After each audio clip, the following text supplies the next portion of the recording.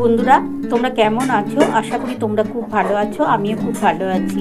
আজকে তোমাদের আমি চিংড়ি মাছ আলু দিয়ে তরকারি করে দেখাচ্ছি।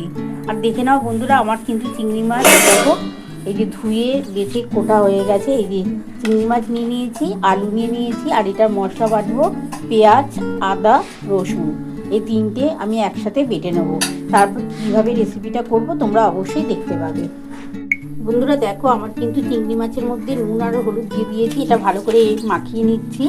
তারপরে আমি ওইদিকে কড়া বসিয়ে দিয়েছি।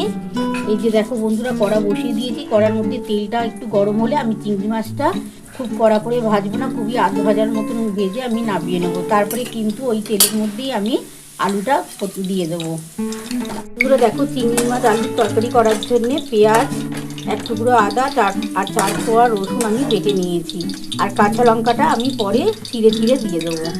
বন্ধুরা দেখো, আমার তেলটা গরম হয়ে গেছে। এবার চিংড়ি মাছগুলো আমি ভেজে নিচ্ছি।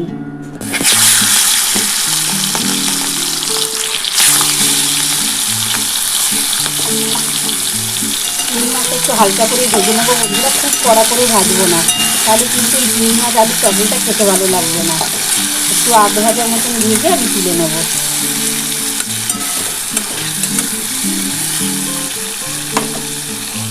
বন্ধুরা দেখো, আমার কিন্তু চিংড়ি মাছটা ভাজা হয়ে গেছে। আমি এবার নামিয়ে নিচ্ছি। খুব কড়া করে ভাজলে কিন্তু চিংড়ি মাছটা ভালো লাগে না খেতে, তার জন্য এরকম ভাজা অবস্থায় আমি নামিয়ে নেব।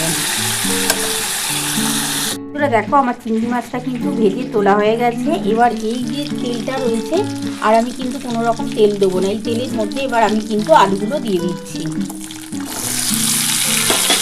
বন্ধুরা দেখো, আলুটা একটু লাল লাল করে ভাজা হয়ে গেলে এর মধ্যে আমি 1 চামচ হলুদ দেবো, আর ছোটো চামচে 2 চামচের মতন নুন দিয়ে দেবো। আর তারপরে দেখো বন্ধুরা, তোমরা তো দেখেই নিয়েছো, এই যে পেঁয়াজ, একটা ছোটো পেঁয়াজ, 4 কোয়া রসুন,